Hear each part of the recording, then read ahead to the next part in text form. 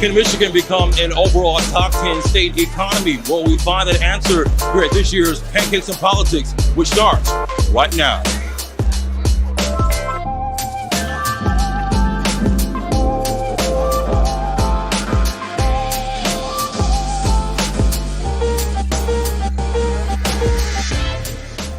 Seems like you have some of the best thought leaders here present on stage, but definitely like out here in the audience in attendance.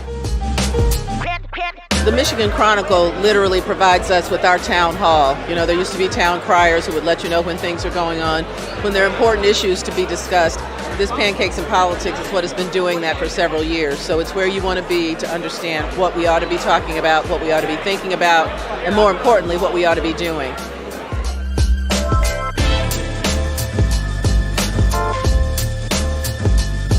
Good morning, everyone. On behalf of Real Times Media and the Michigan Chronicle, welcome to the second forum of this season of Pancakes and Politics. My name is Tanisha Leonard, and I'm the president of RTM 360. It is my pleasure this morning, as always, to introduce you to our publisher of the Michigan Chronicle and CEO of Real Times Media, Mr. Hiram Jackson.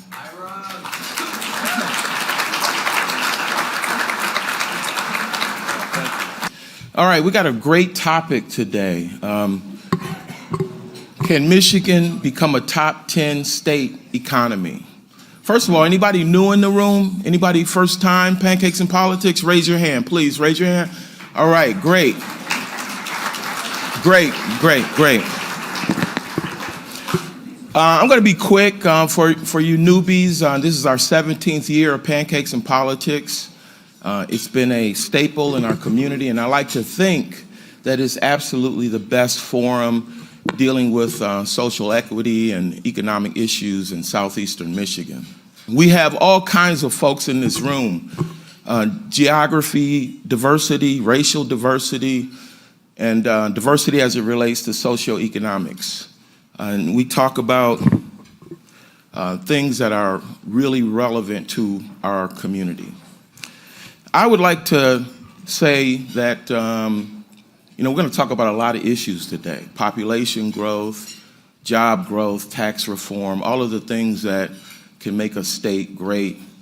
But I really hope that because this is the Michigan Chronicle, that we don't just talk about big industry coming to our state. I'd like to hear about Inkster and Ecorse and Highland Park, where I grew up. And of course, Detroit, Muskegon Heights, Benton Harbor. People who look like me and come from cities like where I come from. When I was doing the research for this, I was pretty shocked by some of the statistics. The thing that really stuck to me, Jeff, was the poverty rate.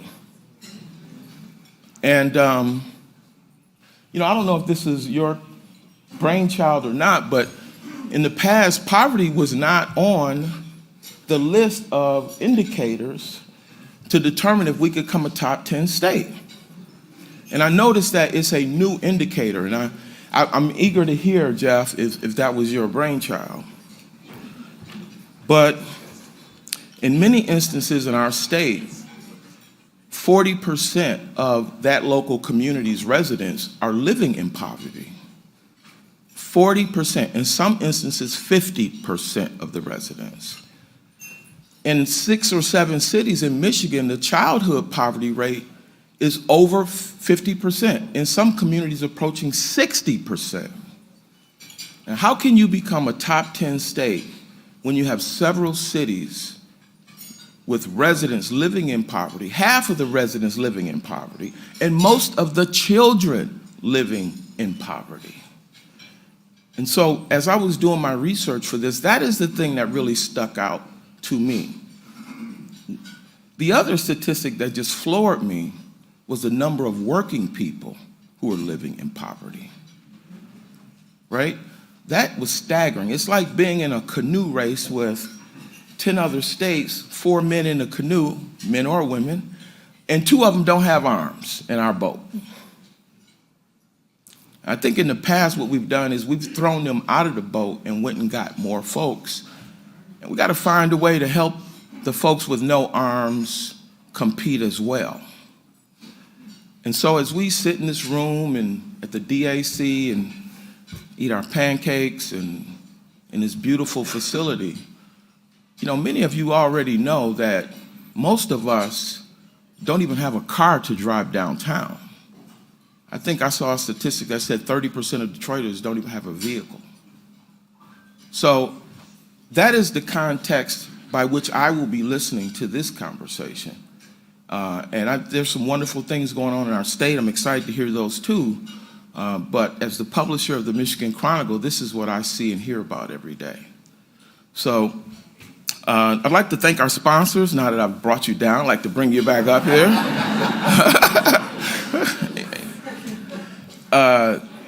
Let me start with our medallion partners: Blue Cross Blue Shield of Michigan, UHY, Bank of America, Ascension, AAA, Lambert, Comcast Business. Our broadcast partners is General Motors. Our Overdrive presenting partner is Business Leaders for Michigan. Our platinum partners, Walker Miller Energy Services, DTE Energy, Signal Restoration Services, and Rocket Mortgage. And of course, our presenting partner is PNC Bank.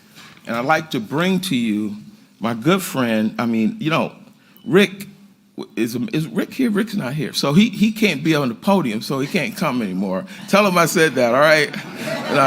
Tell him I said that. I wanted to see what kind of socks he had on today. Michael Bickers is really not new to us. He's been a part of the Pancakes and Politics family for several years. He left and was working in the Chicago market, and just really thrilled to see him back in town. He's the regional market president for PNC Bank. Please welcome Michael Bickers.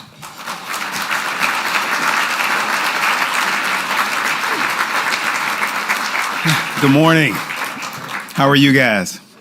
Good. It's exciting. Who wouldn't be excited to talk about Michigan's economy? I can't wait. Here's the thing. So for decades, I would hear Michigan get knocked about being concentrated in the auto industry. And I'm like, well, when did that become a bad thing? And so when you read about all these companies investing upwards of $120 billion or so in the next 7 years, mainly on technology, we should feel good about that. When you think about our universities, when you think about our healthcare systems, I think we have what we need to be in the top 10. It's whether or not we're willing to do what's necessary to get there. So thank you for listening and enjoy. Thank you. Ira?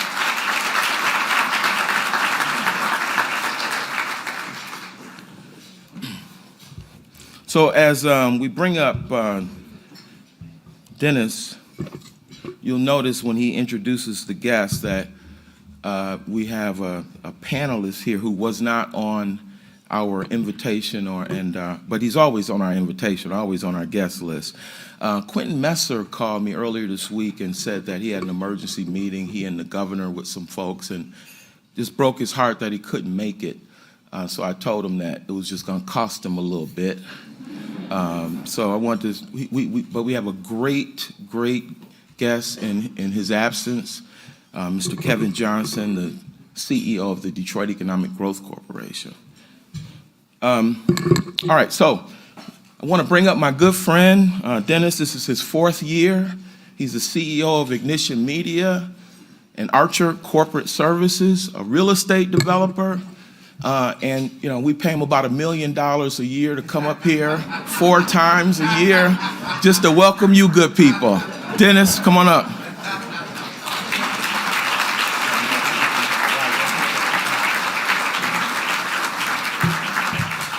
You know how some people's voices are clearly recognizable, whether it's a laugh or a comment. And Conrad, I just want to let you know, I don't even know, oh, right here? I heard you heckling from back here, brother. But good morning. Let me also say that following the last panel, I won't mention the name, Mary Waters, reached out to me and said, shame on you all for not acknowledging the elected officials that were in the room. So let me first, so I don't get another call, ask if there are any elected officials from any community that are in the room, please stand up.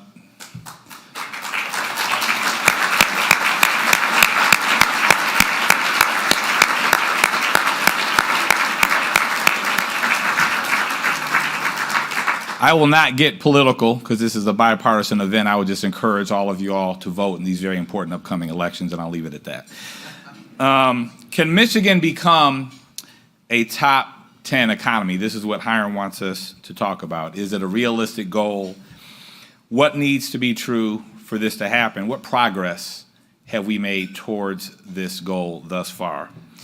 U.S. News ranks Michigan as the 29th state economy, 22nd in business environment, 41st in employment, 25th in growth. According to Bloomberg, during the 15 months of the pandemic, no state has outperformed Michigan's economy as judged by job growth, a positive. They go on to say that Whitmer's, I quote, this is not political, Whitmer's first year in the governor's mansion marked the beginning of the biggest manufacturing boom since the recovery from the 2008 recession. Non-farm payrolls since April 2020 surged 25%, almost double the 14% U.S. average, and we led every state in the nation. Michigan's unemployment rate dropped down to 5.6% at the time of this report, all from a pandemic high of nearly 24. Richer states, poorer states, which is the site, says Michigan is the 17th in economic outlook, 35th in economic performance. But to Hiram's point, when you look closer, regionally, demographically, I'm reminded of Dickens' Tale of Two Cities, because there's a very bright outlook and there's a lot of positivity in certain pockets of our state, and others not so positive. I think Hiram commented on the 35% poverty rate that exists in the city of Detroit, and some people are ecstatic because that is significantly down. But we know that that is not good enough. And I would submit to you personally, and I look forward to hearing from our panelists, that the state of Michigan is never going to be the best it can be unless our urban centers, starting with Detroit, are the best that we can be. And so you cannot look and say, hey, Detroit, fix your issues, get yourself together. We're going to manage at a state level and try to rise our ship. Unless everyone in the state helps Detroit, helps Flint, helps Pontiac, Muskegon Heights, Inkster, the state will never get there. That is my prognosis. And I hope to hear what our guests have to say this morning. So in that regard, first I will bring up Jeff Donofrio. Jeff is president and CEO of the Business Leaders of Michigan. He previously served as the director of the Michigan Department of Labor and Economic Opportunity. He's created numerous programs focused on expanding workforce training and credential attainment. It's important because I'm going to want to talk to you in a bit about living wage. And he co-chairs Launch Michigan, Michigan's K-12 Education Coalition, which, as we all know, unless we get our schools together, none of this is going to work.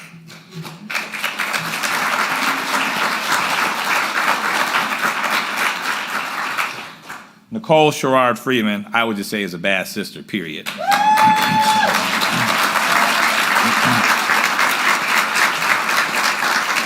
This is really long, but I'm going to try to abbreviate. But Nicole joined the City of Detroit as Executive Director of Workforce Development in August of 19 and was quickly upped by the mayor and appointed to Group Executive of Jobs, Economy, Detroit at Work.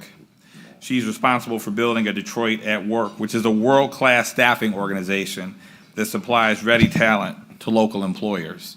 Now, I think if the mayor were making this introduction, he would say Nicole, along with others such as Conrad and Kevin, who will join us shortly, were significantly responsible for some of the multi-billion-dollar production facilities that have recently, within the last couple of years, come to Detroit that have created tens of thousands of jobs for Detroiters. So Nicole, thank you.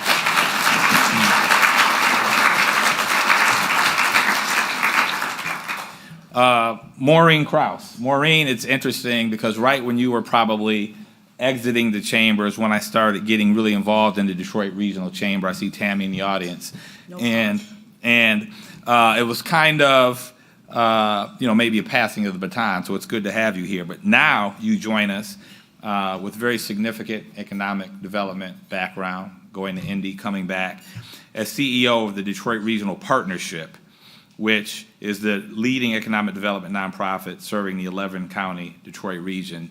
And for those of you not familiar with the partnership, several business leaders in the community thought that it was a very disparate and disconnected pursuit of business attraction to our region. We had Kevin's team, the mayor's office pulling just for Detroit. We had Oakland and Macomb counties pulling for themselves, Wayne, Washtenaw. And so the partnership was formed to really, and I don't want to put words in your mouth, but quarterback and organize all of those efforts. And so the partnership's goal is to just bring development and jobs to the region. And then let the rest of y'all fight it out, Kevin. Kevin Johnson. Kevin, when Hiram called and said Kevin is going to join us, I set my clothes out the night before because I get up early, and then Hiram called and said, yeah, Kevin's coming, and I said, I got to go back in the closet and try to tighten back up. But Kevin came to us from Atlanta, and he's had a number of other stops in the economic development space. But Kevin's swan song in Atlanta was bringing Porsche North American headquarters, which I've had the opportunity to visit. It's a phenomenal facility with thousands of jobs and a test track into Atlanta. And since arriving with us here in Detroit, Kevin has participated with and alongside, again, the mayor, Conrad, Nicole, and others in bringing very significant development for Detroit. But let me tell you, read some words and lines from Kevin's bio, which to me is very important.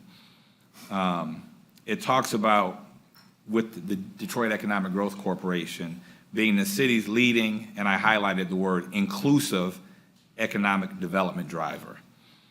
It mentions access, inclusion, and financial growth for all Detroiters to form a foundation, or forms the foundation of all of DEGC's work.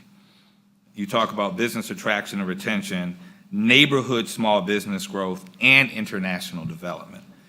And so, I found it very impressive and important and telling, Kevin, that you had such descriptors in your bio, because I think it really speaks to where you all are as an organization. And it also speaks to the importance of not just getting the $4.5 billion plants to open up, but to get Rufus and the Bartell family to open up another store on Livernois. It's equally as important. I'll ask each of you, well, actually, I think we're doing a video now, and then I'm going to ask you some questions. So we got our man on the street for the second session in a row, and so we're going to run a video of Andre Ash out in the street asking real Detroiters about this question. Can Michigan become an overall top 10 state economy? That's the question, but the answer is a bit complex. Different solutions on how we get there, from business development to job creation. So we took that question to the streets to get the pulse of the people. What are some of the things we have to do to better our position as a state? Education. First thing. What's that? Take care of your kids. That's our future, the kids. Don't shun them. Give them the opportunity. I would say, of course, like the jobs, get more jobs here. Decrease of the homelessness. So many people are paying high rent, so, just for the rent to be at more reasonable cost. Tax incentives to bring businesses here, large businesses. If we do that, and then they have a reason to come down, if they're going to save some money that way, then they are liable to come in and take a look at because we got the buildings, right? We just need to fill them up. So bring their headquarters here so they can get the tax savings. I feel like Michigan should invest in the city where most of the people who's willing to help is at, like Detroit, for example. I feel like people leave Detroit out a lot, and me, being an actor and a singer and stuff and a godly man, Detroit is where all the talent is at. That's where all the people is in help of need, and we need the government, we need the justice system to be improved. If we come together as a whole, nobody can compete against us. More funding to the businesses so that we can supply what we need to the community. Okay. The businesses could stay alive if they had some type of funding. If we want to be part of the top 10 in the country as far as the economy, we have to compete against other states. So what do we do to compete against other states? What are they doing? We got to see what they doing and see how we can compete or become better, I know it starts with the economy, it starts with the jobs, it starts with the homelessness, and then and so on and so on. The politicians, you know, and the people coming together. For Pancakes and Politics, Andre Ash, Michigan Chronicle.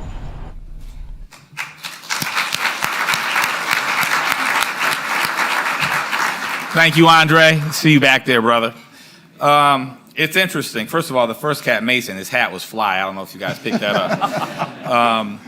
But, you know, one of the younger brothers who said he's an actor and singer and a man of God, I believe, he said something that's obviously very poignant, which was, if we come together as a whole, no one can beat us. And I think that's really what we're here to talk about today. I would start by asking each of you, and we'll just start with Kevin, go down. Where do you actually feel that we fall, either by a number or just perceptually? And give me a single factor, and y'all are gonna say there's more than one factor, but give me one factor each, the most important factor that needs to be addressed for us to get into the top 10, Kevin. Sure, and Dennis, thank you for the introduction. And I'm pitch hitting for Quentin this morning, obviously, but directly to the question. Michigan, and I'm gonna take myself out of the state of Michigan and put myself back when I was in the state of Georgia. And quite frankly, and my boss is here, so I gotta be careful. Quite frankly, we didn't see Michigan as a competitor at all. Now that's very sobering, and I'm a Michigander now. I'm not from Michigan, but I got here as fast as I could. But the fact of the matter is, we didn't see Michigan as a competitor based on the industry clusters that we were targeting. Now, obviously, if it was automotive, most definitely you were, except, you know, I was able to get Porsche. But Porsche never mentioned that Michigan was an option. So it wasn't like I was competing against Oakland County, if you will, for Porsche's headquarters. So to the degree that that kind of factor was important, Michigan is, in my opinion, a mid-tier state. It's mid-tier. It's not where it should be. It punches way below its weight. You're a heavyweight, and we fight like a featherweight. You used to be a heavyweight, and you fought like a heavyweight. There's a big old fist down in Hart Plaza that says so. So I think given that, what are we going to do? And we'll get into this, and I'm looking forward to it, to really ascend to the level where we're punching at the weight that we should. So that's my response to that. The one thing, the one contributor. One contributor, I would say we have to retain our talent in this state. We are a net exporter of talent in this state. What do I mean? More leave than come.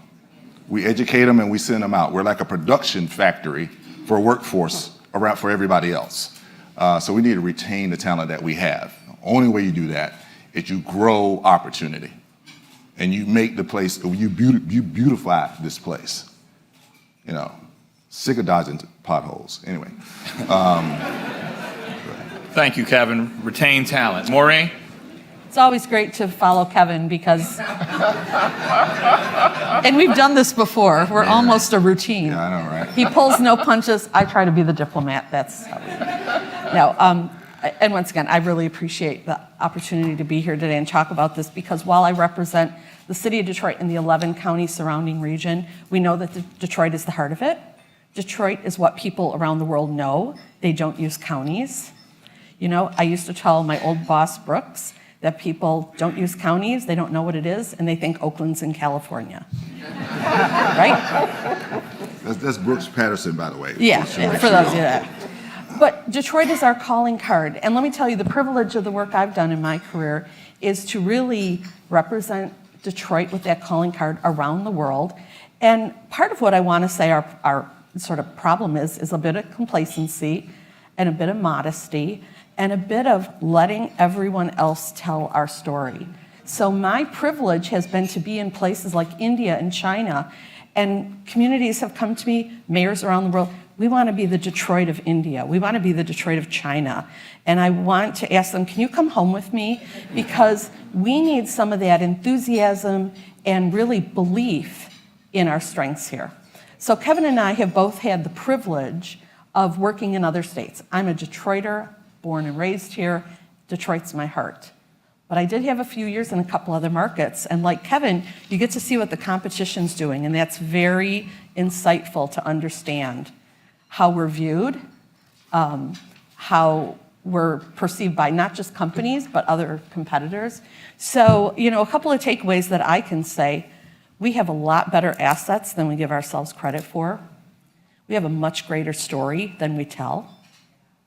And we strive at the Detroit Regional Partnership to increasingly tell that story around the world, because we are in a global economy.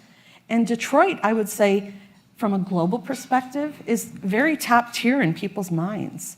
We birthed the auto industry. It's still here. It's still a part of us after over 100 years. So a couple of things, strength is that talent that Kevin talks about, but we do have to keep it here. When we talk to site consultants or international companies, they value our talent. They value the skills we have. They value the experience we have. They value the lower turnover rates that we have from our competitor states. We need to embrace that and not lose that, whether it's a college student, a returning citizen, or someone just out of high school that doesn't know which way to go. We're not either or. We have to keep all of that talent here, and then more talent will come from that.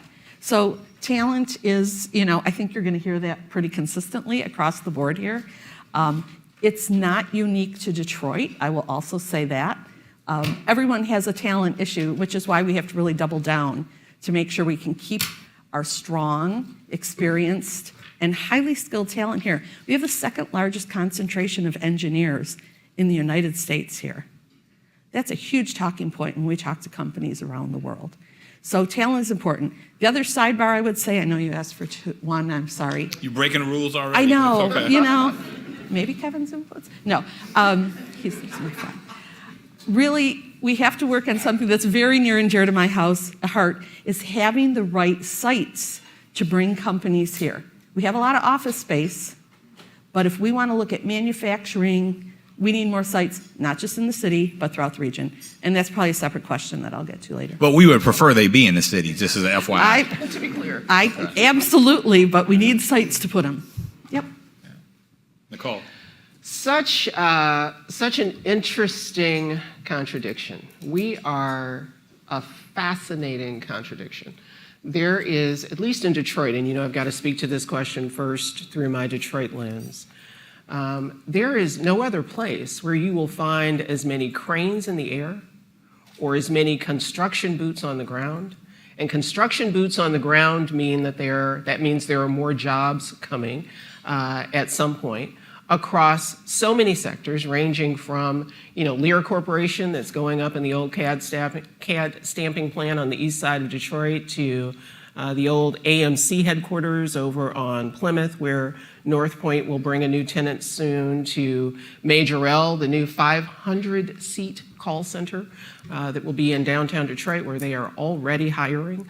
But there's no question that Andre and your work with the men on the street or man on the street, there's no question that when you go deeper into the neighborhoods of this city, and I would argue that when you look at the neighborhoods of our suburban residents, when you look across rural areas across this state, there's no question that the city is a contradiction, the state is a contradiction, and there are so many solutions that many of us have tried, particularly in Detroit, that apply across the state. I think the thing we've got to figure out, this question we have to nail, is seeing ourselves as so vastly different. I'd argue that some of the solutions we've applied in Detroit, Community Health Corps, for example, under the leadership of Conrad Mallett, Deputy Mayor Mallett, and the mayor, where we are attacking some of the most challenging issues, short-term and long-term, facing our most disconnected residents, is as relevant in the suburbs and in our rural areas as it is in Detroit. It's just as relevant, but you'd be hard-pressed to find a suburban resident or a rural resident who would acknowledge or admit that. I think we have a real opportunity to build on some of the solutions that have already been proven to take advantage of what we're finding on the ground. And so let me build on this talent point of retaining talent. So of course we have to retain the talent we have, but let me tell you what we owe the residents of Detroit and the residents across the state. We owe them solutions for legacy residents. We owe them solutions for the adults who stayed.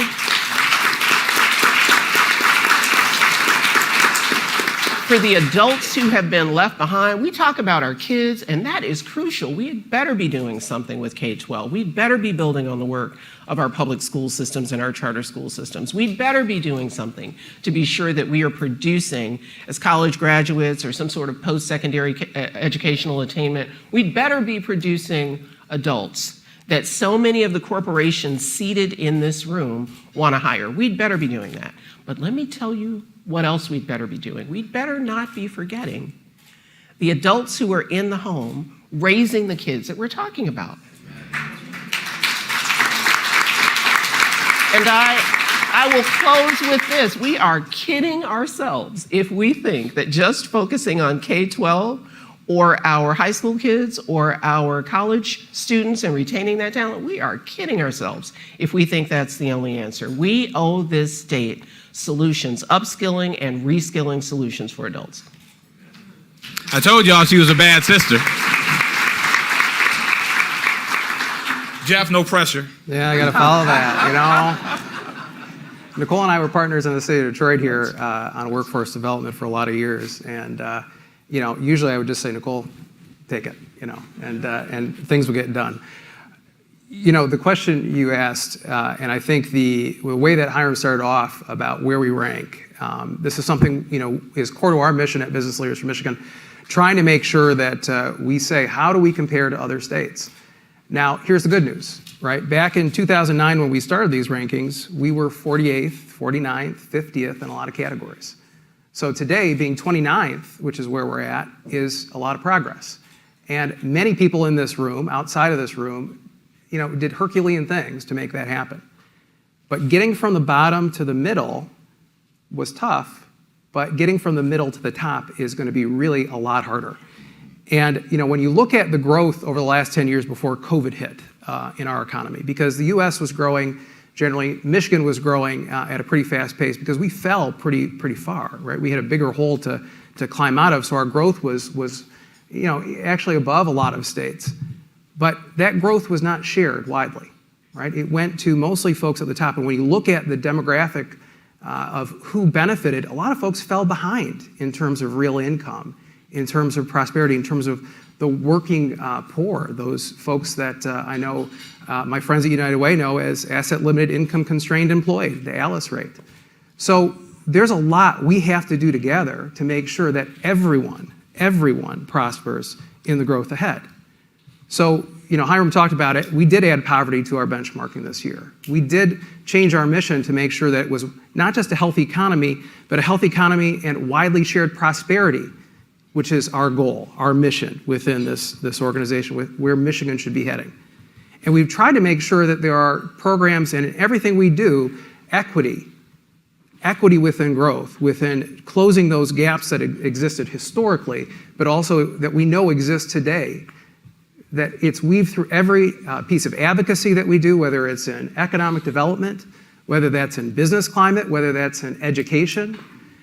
And I would say, you know, if my colleagues have talked a lot about psych development, they've talked about talent, and certainly adult talent, which is close to my heart because I ran workforce development here for 5 years in the city of Detroit. And when I came in, the city had only 47% of its adult population working at any time during the year. It had 40% poverty rate. Those two statistics are connected. We have to make sure that people get back to work. In the state of Michigan today, we have one of the lowest labor force participation rates. We're 41st. That's people in the workforce and looking for a job. The growth rate over the last 4 years, we're 44th. So that means in the next few years, it's going to be that much harder for us to move our position up. Now, I'm not going to talk about all the various ideas and initiatives that my colleagues have talked about, but I will go a little bit deeper into K-12 because I think the foundation that we give in K-12, I heard this, I think it was a politician say this, rising tide lifts all boats, but if you don't have a boat, the rising tide goes right up your nose. And what education does for us is it gives people that opportunity, that boat, so that they can actually take advantage of that growth. So in Michigan, our education system right now, we are 33rd in 8th grade math. We are 39th in 4th grade reading. We're 41st in high school graduation rates. And the graduation rate for high schools where poverty is high is 10% lower. So there is a huge problem in education right now. A lot of people around the state, we do voter polls, and people think that we're about average, right? They don't see the numbers for what they are, but they think their local district actually is an exception, right? They think their kid is the exception. That's a problem we've got to get over here. Our kids, we've got to do better by them. And I can tell you, our kids are doing worse than their peers in other states. Across the board, in top 10 states for education, our kids are doing worse. Whether you're in a suburban district with a lot of funding and a lot of resources outside the schools, or whether you're in an urban district like Detroit, Pontiac, Benton Harbor, we've got to overcome that. And it's going to be really setting a world-class goal for what a high school diploma means first, making sure that we resource the system that we can achieve that goal, and making sure that those resources are equitably distributed, because a child in poverty needs more resources to have the same outcomes.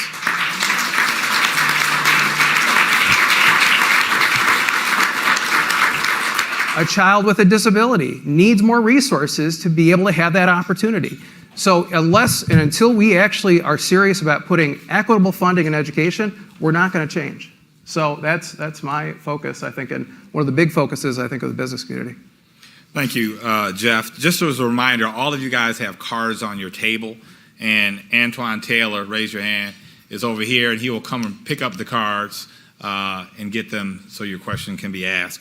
Let me ask a follow-up question, rooted, Kevin, in your bio, and Jeff, your comments about ensuring that everyone prospers in the growth ahead. If you could each briefly, and Kevin, we'll start with you again, talk specifically about what your organization is doing. I mean, this is the Michigan Chronicle Pancakes and Politics, and this is the African-American, Detroit-based organization. So it's important, I think, to the audience that we understand what each of your organizations are doing specifically to ensure that this economic development is inclusive. Yeah. We know that we have to get the $1 billion production facility on the east side from Lear. We also know the 6 Mile and Livernois needs to be redeveloped also. So how do you balance that? Well, I think as we see these opportunities that come into DEGC, we kind of start doing dissection of the deal on day one. And what do I mean by the dissection of the deal? I mean, we start identifying what the needs of their workforce. We start to try to identify the location and the impact of the location that they choose. We start to identify whether there's opportunities for contractors, subs, and the like that they could help build a facility if it's that type of a project. And we begin to start to try to disperse those opportunities out to our partners in our network. That is kind of the condition, the mindset of the people that work at DEGC on day one. I think what I've learned quickly in almost 4 years of being here, I got here in June of 2018, my God, is that Detroit, I call Detroit an inside-out city as opposed to an outside-in city. Detroit's made up of its neighborhoods. Let that not be, that cannot get lost in this room. Detroit is made up of its neighborhoods. It's outside in. And the daddy of the suburbs is the city of Detroit.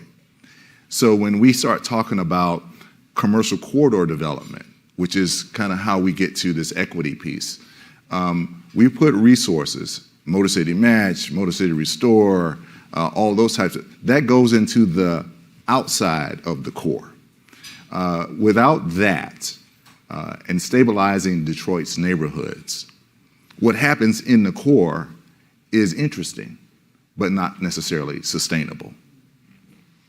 And so we have to strengthen Detroit's neighborhoods. And the way you do that is you attack equity and inclusion to make sure there's access to the things that we have at our disposal to help build out these commercial corridors in and around the city of Detroit. So that's the march that we're on.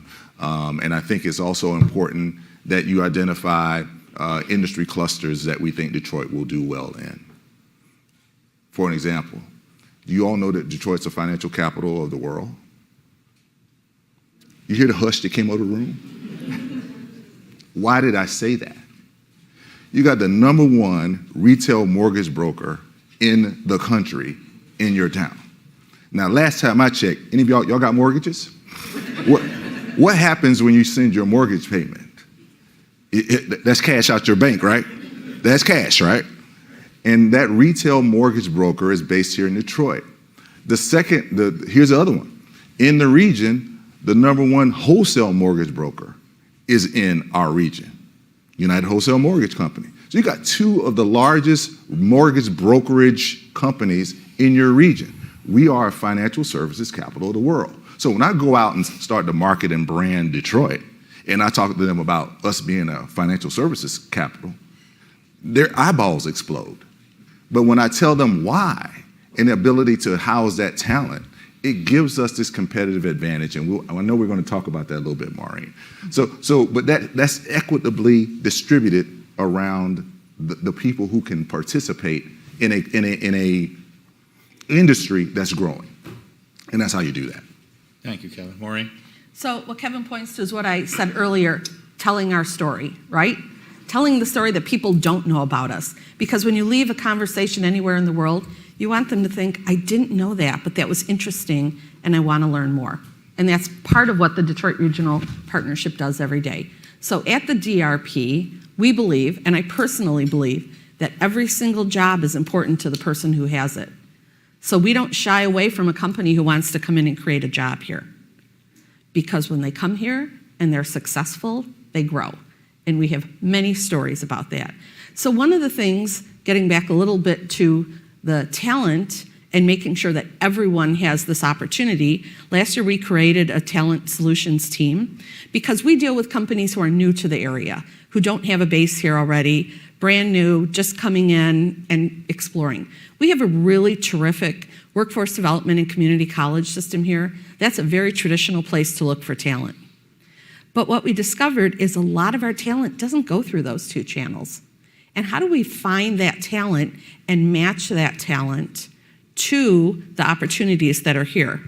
You know, companies are looking everywhere for talent, but they don't want a list of 80 agencies that they might be able to talk to. So our talent solutions team acts as a concierge for those companies to connect them to places like the Autism Alliance for Michigan, or Access in Dearborn, or the myriad of talent opportunities to make sure that those connections are made. So those candidates who are looking for jobs, the underemployed, the unemployed, they might want jobs, but they might not be affiliated with a community college. They still are valuable as part of our talent base. So we work hand in hand with a myriad of talent solutions organizations throughout this region and, of course, in the city. Nicole mentioned Majorel. That was one where when we brought him in, we said, you need to meet with Detroit at Work immediately. And they've been thrilled, as Nicole mentioned. They had 250 Detroiters show up at their first job fair here. And they said they were talented, creative, and ready to go to work. That's a quote from the company. So it's working just a little bit harder. Don't just put 2 things on your website, here's where you find talent, and you're on your own. We all have to work harder, and we do this every day at the DRP, to make sure we're connecting the opportunities that new companies are bringing in with the pockets of talent that we know we have in the city and in the region. Thank you. Nicole? So I want to build on what Kevin and Maureen have offered by talking for just a minute about what we're doing at the grassroots, mud roots level to be sure that those who have not had access to opportunity, to be sure those who are not quite ready for opportunity have a chance to get on the ladder that we're all trying to build. So I talked about Community Health Corps briefly. We've got Learn to Earn, where we're paying people $10 an hour, up to 20 hours a week to earn their high school diploma or their GED. We've got Get Paid to Learn a Trade, where you're paid similarly or more to actually learn the skills that get you a certification that put you solidly on the path to a middle-class job. We've got Friends and Family, where we are actually going into communities and working with those who are most likely to be involved or influence gun violence to get them connected to the resources and the solutions to make different decisions in their lives. The names of the programs and the construct of the programs, that matters less than the fact that we are actually going into communities, knocking on doors, getting into the trenches with residents and staying in the trenches, not to replace the community-based organizations and nonprofits and state agencies that are doing the work. We do not seek to replace them. We seek to be a bridge between a resident who needs a hand up and the resources that already exist in the community. And this is for individuals and for businesses, because here's the truth. If you're worried about whether your utilities are on, where the next meal is coming from, how your kids are going to get to school or whether your kids are in school, if you're worried about the stability of your housing situation, if you are worried about whether you have the skills to get a job or can keep the job you have, if you're worried about how your small business is going to acclimate to an entirely different set of market conditions, if you don't understand your own customer segmentation anymore because COVID turned the economic conditions of the place in which you operate upside down, you need a partner to get in the trenches with you and help you navigate the amazing resources available to small business in this community. It's very unlikely, it's possible, but it's very unlikely that you're going to run your business, figure out how to pivot your business strategy, get access to low-cost, no-cost capital, figure out how to reset your website to meet your changing customer segmentation. You need a partner in Detroit Means Business or the Metro Detroit Black Business Alliance or others to help you navigate that. My point, though, is this. To get Michigan and to keep Detroit on the path it's on, we have to have solutions that address both ends of the spectrum. We can't pretend that just addressing the needs of employers, which are critical, we don't have employers, we don't have anything, but we can't address the issues as if only attacking one segment of this problem is going to be the solution. We have to disaggregate it and hack at it one issue at a time. Thank you, Jeff.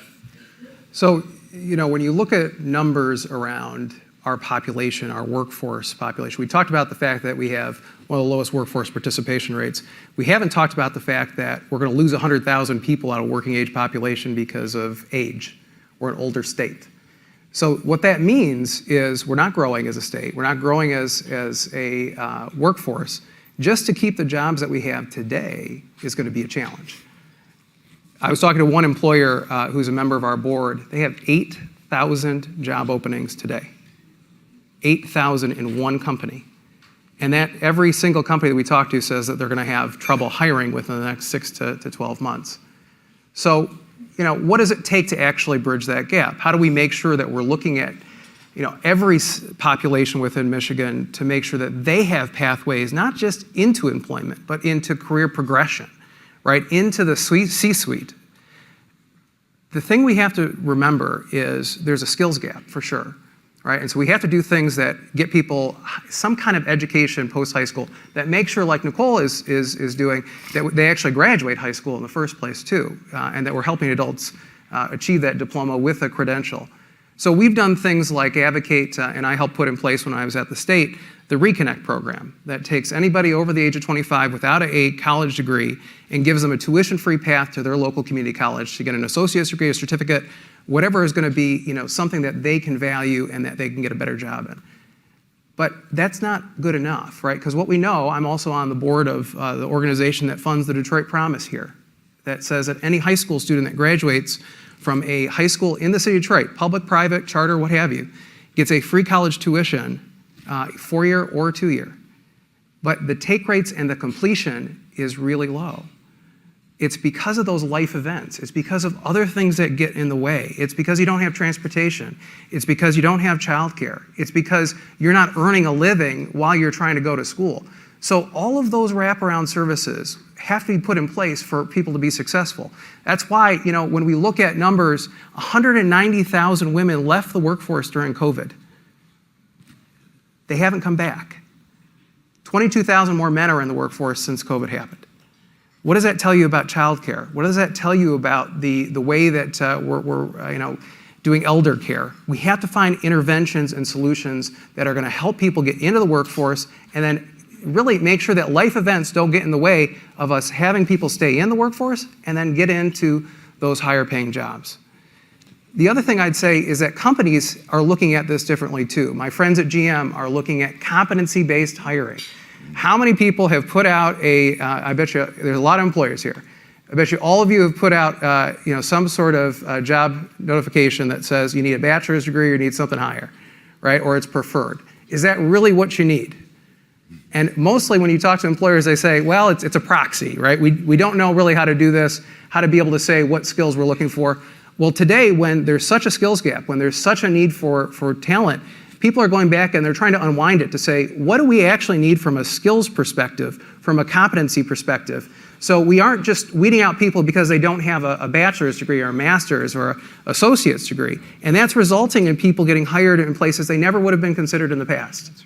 It's the same thing with removing, the ban the box or move the box for those who have a criminal record. It's the same thing of making sure that you have childcare options in the workforce. And so our members are taking, I think, a different approach to how they bring in talent as well, and making sure that more individuals who would not have been considered in the past are getting in their door. Hey, Dennis, one quick point that I want to raise, and I'm going to challenge those of you who are business owners, particularly our legacy business owners that are here. One of the chief complaints that I get from business owners, developers, and the like in the city is access to providing services and support to your businesses. For an example, we have a program at DEGC called Buy Detroit. And what that is local procurement of services in this city. Where are you buying your stuff from? Whatever that stuff is, have you really taken a look and see how much money you export out to suppliers of stuff you need that could be procured here locally? That's a great way.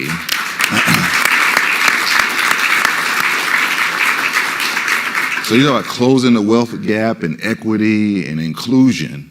Well, if you include the folks that are here, that's a big step toward equity and inclusion. You don't need to include the folks in Cleveland to go buy a ream of paper or get your plumbing done or change the carpet and clean your carpet. Procure that stuff here. So if you go on our website, Buy Detroit, you can register as a buyer and you can register as a supplier. It's one of the fastest way in order for us to lift those who are here in Detroit with businesses, entrepreneurs that are here. So go back and talk to your procurement officer and ask them, where are they buying your stuff from? And you'll be amazed at how much that can change the lives of entrepreneurs here in the city of Detroit. Thank you, Dennis, Kevin. I gotta. So for the record, we're supposed to go to Andre Ash at 8:30, and it's 8:51. So you have 1 minute. I need a 2-minute plug, Dennis. I promise. That's all I need. Listen, I have to implore the room. So I'm going to build on what my colleague and friend Jeff Donofrio just talked about on the competency-based education. Although I don't know if you said that, but definitely competency-based hiring. Listen, here is our opportunity as a state. When you look at other states outside of Michigan, you know what they're really leaning into? This whole competency-based education and competency-based hiring model. They're really leaning into that.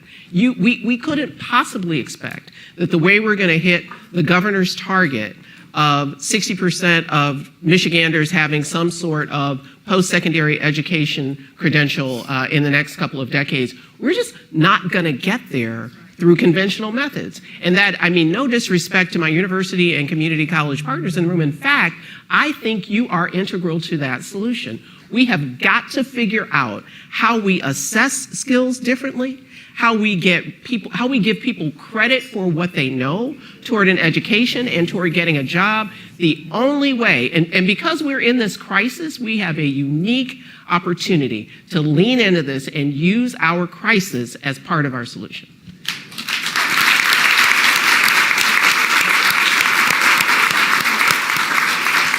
Okay, Andre, you can rapid fire some questions. Absolutely. So you want to get into as many audience questions as we can, so we'll play a little rapid fire questions and response.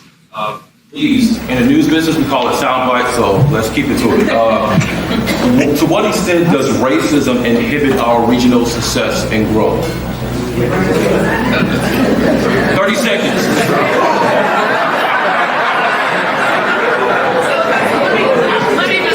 We all know racism is expensive. Racism is expensive for everybody, not just people of color. It inhibits where you, even unconscious bias inhibits where you buy, where you procure, where you hire, how you train, where you educate. It is at the core of all of the economic issues we face. All right, let's move to the next one.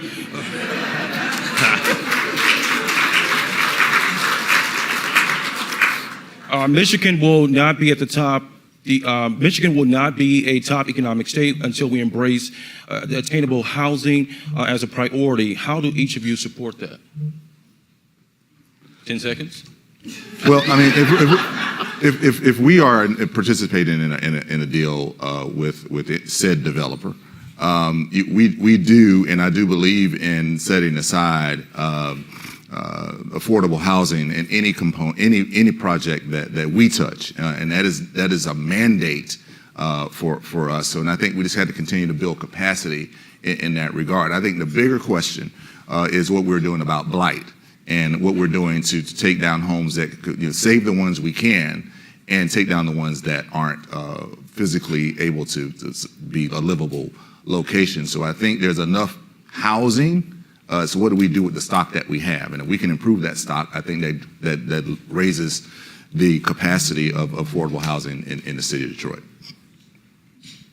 All right, I'll go to the next one. Michigan was built by many unions, but we don't see them in these type of rooms. How are unions considered or ignored in our economic business growth and development? I think they're vital partners. When I do see some members of the union community in the room, but I'll say, at Launch Michigan, where we're trying to, specifically focus on K through 12 improvements. My partner there, probably my strongest partner, is Paula Herbart, who's the head of the teachers union. It's Dave Hecker, who heads the teachers union here in Detroit. They want the solutions as much as we do because it's jobs for their members, it's work for their members. It is creating a stable economy that they want to live in and a community they want to live in. So I would say they're at the table. If you want to talk about the invite list, well, maybe Dennis or Hiram are the people to talk to for this. And unions are, I'm sorry. And unions are certainly critical to the upskilling and reskilling question and getting talent ready for the jobs to come, the jobs that are here now and the jobs to come. They are among our strongest partners. When I talked about the strength of our talent here, the unions are a big part of that because they have been dedicated to training our workforce here. And that shows when we compete against states that don't have that partner in getting the upskilling of talent. And let me ask this question for one of our audience members. What are the two key initiatives your organization is executing this year in 2022 to create a real positive impact for Michiganders? Well, I mentioned one already, which is Buy Detroit, and that was launched really pre-pandemic, and it's just gotten stronger as we've come along.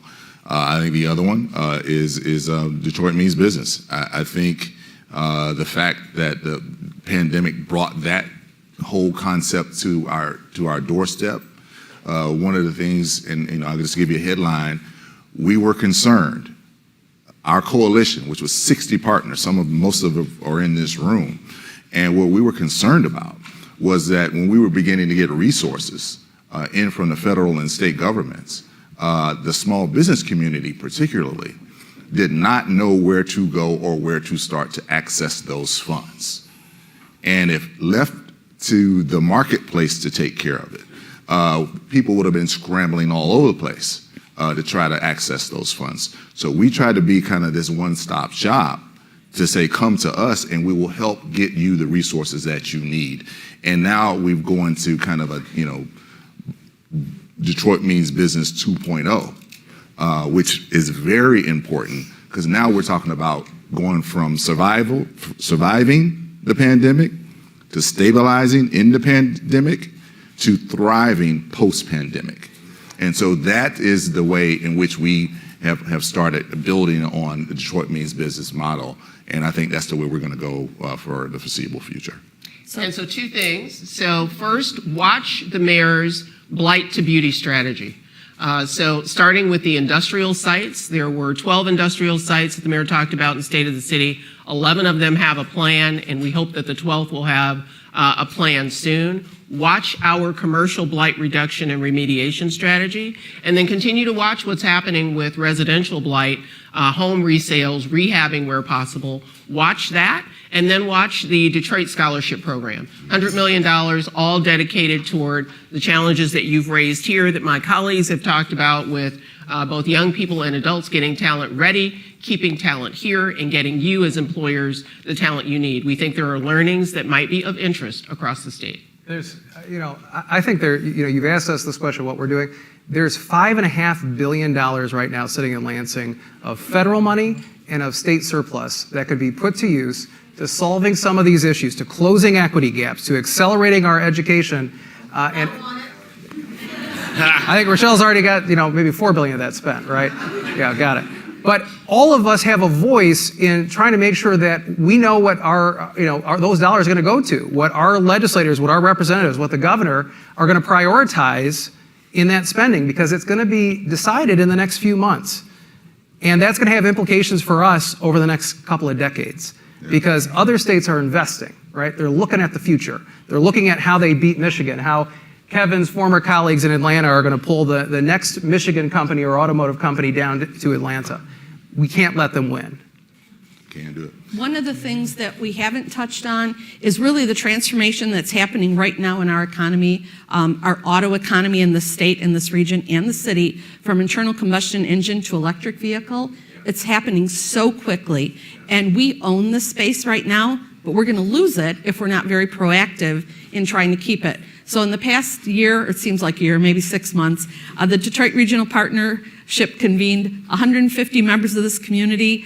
Many of you were there to put forward a grant to the federal government around advanced mobility to make sure that our talent, our entrepreneurs, and our small and medium-sized companies do not get left behind in this transformation. The thing that I'm most proud of our very extensive application that we put together, besides everyone who was at the table working together to make sure we don't get lost in this transformation, our region has over 400 assets already to support the mobility industry. There is no other region in the country or the world who can say that. So it's ours right now, and it's not just auto, it's other areas where mobility is the future. We have to own that, and we have to win that battle, and we're in it. We're in the middle of it right now, but we are in it to win it. Now just remember, you Michiganders, and me included, we had to lead one time. You remember that? Yeah. We had to lead one time, we let it go. We can't use the same playbook to get us to lead again. So take the playbook that you had, take it to the shredder, throw it away, and listen to what the marketplace is telling us about the lead that we have, and building on what Nicole has said about the kind of workforce we're going to need to not only sustain the lead, but take it so far away that there's an unquestioned thought in everyone's mind that Michigan leads in electronic vehicles and the verticals that are associated with it, the supply chain to the production of the car.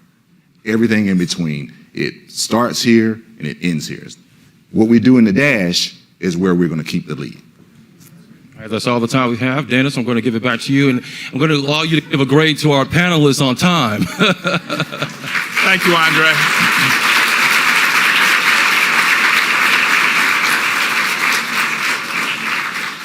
Rochelle, did you have a question? All right, stand up, Rochelle.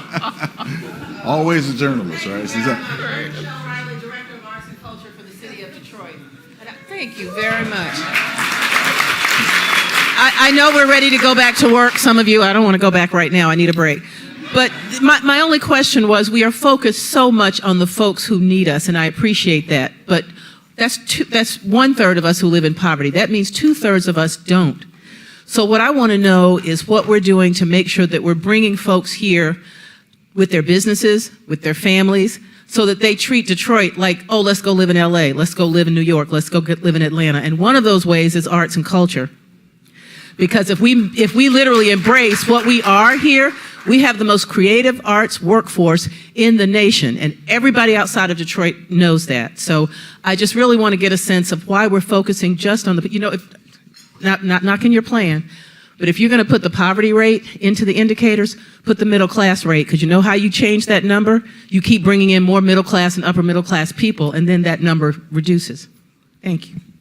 Yeah, Rochelle, I would say a couple of things here. One, we're looking at average household income. We're looking at how everybody's doing. We want to make sure we're focused on the folks, though, who need a little bit more help, where there's equity gaps.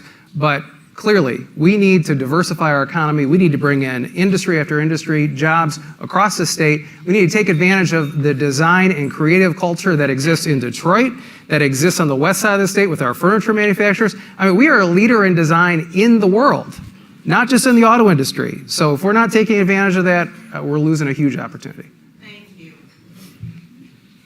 Thank you, Rochelle.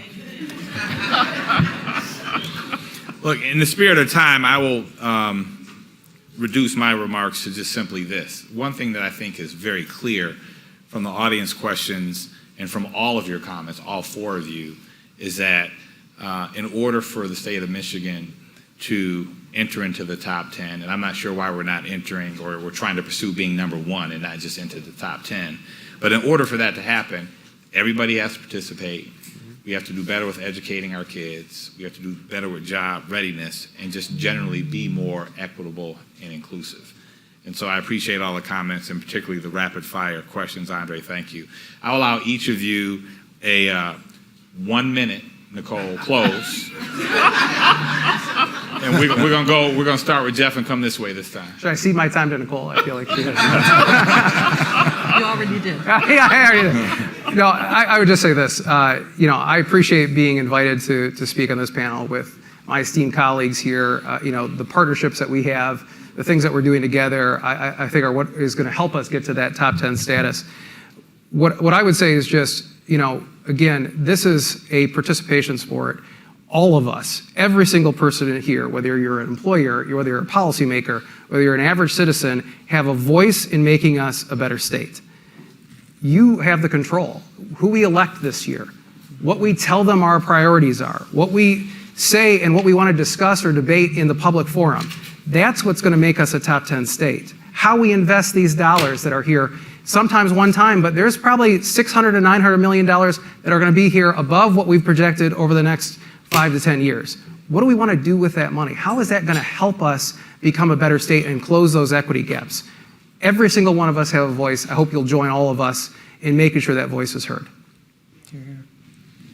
So we got the stopwatch. I'm on it. I'm on All it. right. So one topic that we've not explored is restoring civility in our dialogue with our legislators, with others in our community. City Council and the mayor and the administration have a phenomenal relationship. It's not because we always agree. It's because we agree to be civil in our disagreements. So I'd just like for each of us to challenge ourselves as we leave the room to help restore civility, so that when we are establishing policy alongside all the initiatives, alongside the funding that my colleague just talked about, that we're doing so in ways that will be really equitable for all and sustainable for all.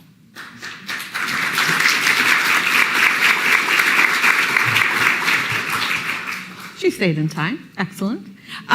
You know, I have a really global view of how the world sees Detroit, because that's part of my job, talking to international companies every single day. We are all the storytellers of this region. So it's incumbent upon every person in this room to tell the real story of this region. It's not all, you know, flowers and daisies or whatever, but we work hard to fix our problems in this region. A lot of other regions just, you know, shove them under the rug. But we do work very hard here. So we can admit that, but we also have to tell the story of the strengths of our region. One of the key strengths that we've heard from companies, they've come to us and said, we want our workforce to look like our customer. We embrace diversity. These are the companies that are going to succeed in the future. And the city of Detroit and the Detroit region provides that forum. It's an opportunity for us. And we have to embrace that and tell that story to everyone you sit next to on a plane or at lunch or when you're traveling. Tell the positive story of the opportunity here. It's my turn. I think I want to leave with three things. I'm a Baptist most of the time. So one is I think we have to address the issue around term limitations at Lansing. It is a millstone around the neck of efficiency. By the time a legislature figures out what is going on, it's time for them to leave. There is no continuity in our economic development policy. We must address that. Two, corporations that we work with, they invest in communities that invest in themselves. If you ain't investing, they ain't investing. If they don't see you fixing stuff, they ain't coming. So we got to get into this whole notion of continuous improvement of the way we look and how we present our community. Continuous improvement. Not one and done. Not one and done. That's not how this, hell, the climate can't handle it. Our infrastructure can't handle it because of the climate. So you have to always be in that mentality. And third, I do want to go back to this whole idea of spending local. We have to spend our dollars local. Our dollars does not circulate the way it should with the amount of output that we put into the system. So buying local is important. So that's my three things. Thank you, Kevin.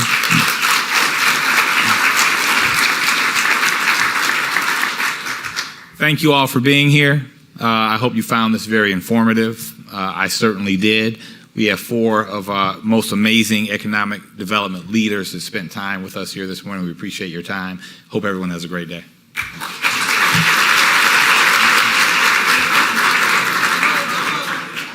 A lot of thought leaders in the room, business leaders as well, people are part of the community and also in government.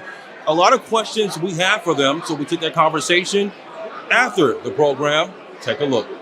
Many people don't know that we have one of the largest numbers of engineers right here in this area. People don't know that. It's also going to spur me to work harder to ensure that we bring back those resources that we need to make Detroit and this area a better place to live, work, and play, i.e. infrastructure, right?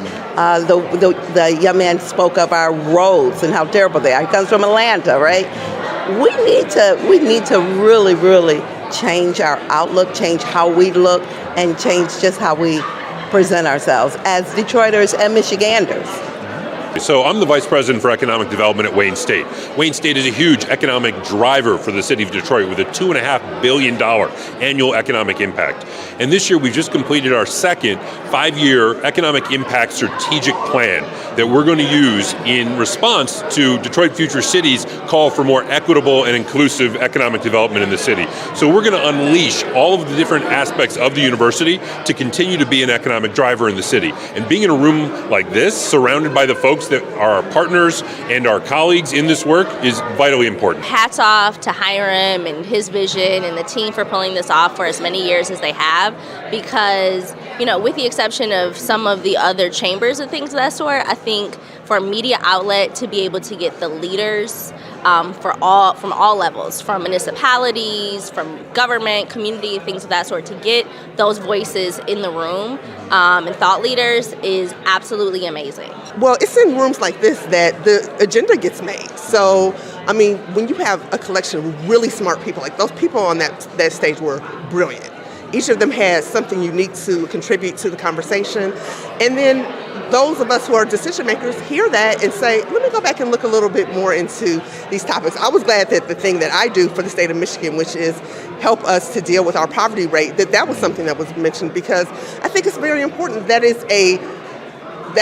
something that people are looking at to really determine where we are economically, because so often struggling Michiganders are left out of the conversation, and they do require more resources. They do require more help, and it's more complicated. And that's why, in a lot of ways, we've forgotten about them and said, that's too hard, we're just going to shunt it to the side. But when we do that, we're not going to help a city like Detroit that has a 35% poverty rate if you just say we're going to ignore people who are struggling. So I'm so happy that was on the agenda. I'm so happy that we were talking about telling our own story.